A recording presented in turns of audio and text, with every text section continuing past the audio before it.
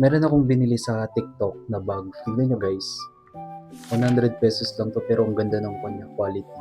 Yung tela niya ang kapal. Pati yung strap niya ang kapal. Tapos meron pa siyang paganito. Yung pinakahawakan dito.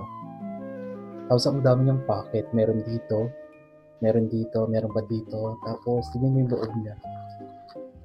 Ang ganda ng loob. Meron pang pinaka-pocket dito sa pinakaloob niya.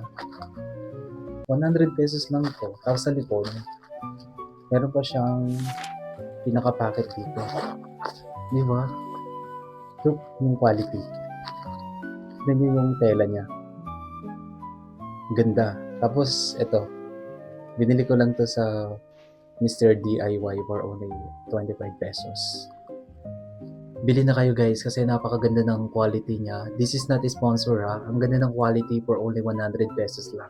Favorite color ko kasi yung mga ganito, yung mga brown, mga earth tone color, diba, mga khaki color. Sobrang gusto ko yung color na ganito kasi masarap siyang tignan sa mata, napaka-aesthetic niya na tignan. And yung nabasa ko yung mga comment dun sa TikTok, ang ganda ng feedback dito sa bag na to for only 100, tapos ganito na kaganda yung quality niya. Ang kapal ng tela. Guys, highly recommended ko to. Punta na kayo sa TikTok shop, hanapin nyo lang siya. Ang mura lang niya, 100 pesos. Actually, bibili pa ako guys eh. Tinry ko muna kasi mag-order. Kasi, syempre, nakakon ako doon. Nainganyo ko doon sa mga nagko-comment na maganda daw. Nung dumating siya, grabe. So, totoo nga yung sinasabi nila, ang ganda ng quality. Yeah, guys, bili na kayo.